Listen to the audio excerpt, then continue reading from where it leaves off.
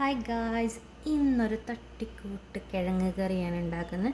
ഞാനെടുത്ത് തട്ടിക്കൂട്ടെന്ന് എടുത്ത് പറയേണ്ട യാതൊരു കാര്യമില്ല, കാരണം ഞാൻ ഉണ്ടാക്കി വരുമ്പോൾ ഓൾമോസ്റ്റ് ഫുള്ള് തട്ടിക്കൂട്ടായിരിക്കും.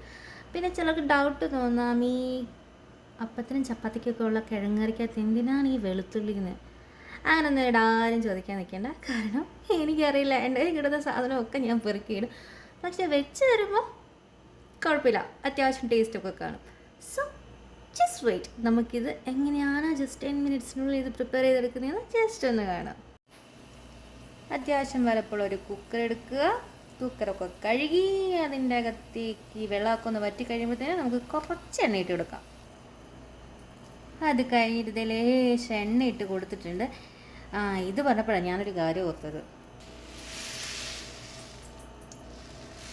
അതിന് ശേഷം ലേശം കടുക് ഇട്ട് കൊടുക്കുക. ഞാനൊരു കാര്യം ഓർത്തെന്ന് പറഞ്ഞില്ല, അതെന്താണെന്നറിയോ? ഈ കടുക് കൂട്ടുന്ന സമയം കൊണ്ട് നമുക്കത് പെട്ടെന്ന് പറഞ്ഞു തീർക്കാം. എനിക്ക് പണ്ടെന്നല്ല ഇപ്പോഴും വലുതായിട്ട് കുക്കിംഗ് ഒന്നും അറിയത്തില്ല. അപ്പം ഞാൻ ഈ ചട്ടി വെച്ച് കഴിഞ്ഞിട്ടേ ഈ വെള്ളം പോകുന്നതിനെക്കാട്ടി മുമ്പ് തന്നെ എണ്ണ എടുത്തിട്ട്, അയ്യോ എൻ്റെ അമ്മേ, പട്ടക്കത്തിന് തിരികൊളുത്തിയത് പോലുള്ള ഒച്ചയായിരുന്നു. അതുപോലുള്ള മന്ദബുദ്ധികളൊന്നും ഇപ്പോൾ കാണത്തില്ലെന്നാണ് എൻ്റെ ഒരു വിശ്വാസം. ഇതേ കണ്ടോ, സ്റ്റില്ല് കടുക് പൊട്ടാനായിട്ട് സമയം എടുക്കുന്നുണ്ട്, എന്നാലും കടുക് പൊട്ടുന്നുണ്ട്. ഓക്കെ, ഇനി നമുക്ക് നെക്സ്റ്റ് സ്റ്റെപ്പിലേക്ക് പോകാം. കറിവേപ്പില. ഓക്കെ, നമ്മളിപ്പോൾ കറിവേപ്പില ആഡ് ചെയ്തിട്ടുണ്ട്. ഇനിയാണ് അടുത്ത മെയിൻ പരിപാടി. ഓക്കെ, ഇനി നമുക്ക് കുറച്ച് ഗ്രാമ്പൂ, മറ്റേ കറുവാപ്പട്ട, പിന്നെ അതിൻ്റെ വരുന്ന ഏലക്ക. ആക്ച്വലി പണ്ട് എനിക്കിൻ്റെ പേരൊന്നും അറിയത്തില്ലായിരുന്നു. ഞാനതിനെ നക്ഷത്രമെന്നോ വടിയെന്നോ തവിയെന്നോ തറയെന്നോ ഒക്കെയാണ് പറഞ്ഞുകൊണ്ടിരുന്നത്. പ്ലീസ് ഈ വീഡിയോ കാണുന്ന ആരും എൻ്റെ പാചകത്തെ കുറ്റം പറയരുത്.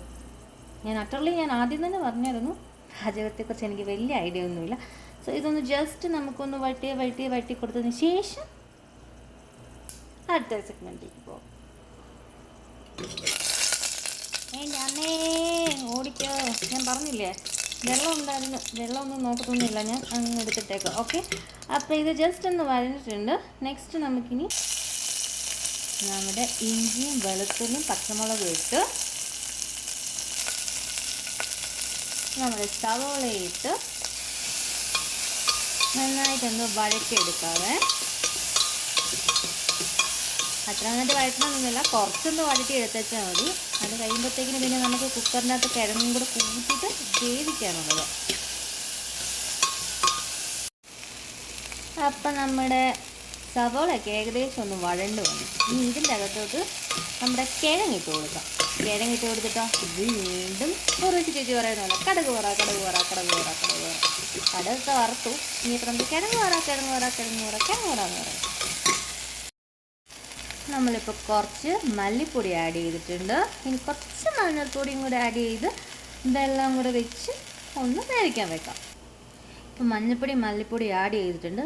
ഇതിൻ്റെ കൂട്ടത്തിലേ കുറച്ച് ഉപ്പ് ഇട്ടോ കേട്ടോ, അല്ല അവസാനം വരുമ്പോഴത്തേക്കിനെ കറിക്ക് തീരെ ഉപ്പ് കാണില്ല. സോ ഉപ്പും കൂടെ ആഡ് ചെയ്തോളൂ. അപ്പോഴേ നമ്മുടെ കിഴങ്ങ് കറിക്കകത്ത് ഞാൻ ആവശ്യത്തിന് വെള്ളം ഒഴിച്ച് വെച്ചിട്ടുണ്ട്. വെള്ളത്തിൻ്റെ അളവൊന്നും എനിക്കറിയില്ല. നിങ്ങൾ ചിലപ്പോൾ ചിന്തിക്കുമായിരിക്കും, എന്താ ഒന്നും അറിയില്ല. ശരിക്കും പറഞ്ഞാൽ ഒന്നും അറിയില്ല, അറിയാത്തന്നല്ലേ ഞാൻ പറയുന്നത്.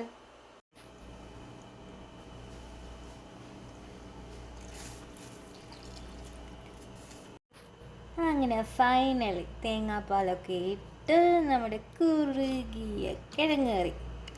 കുറുക്കമാണോ എന്നാൽ കുറുക്കമല്ല, കുറച്ച് ലൂസായിട്ട്. ഇത് നമ്മുടെ അപ്പത്തിനും ചപ്പാത്തിക്കൊക്കെ സൂപ്പറാണ് കേട്ടോ. എന്തായാലും എല്ലാവരും ഒന്ന് ട്രൈ ചെയ്ത് നോക്കണം.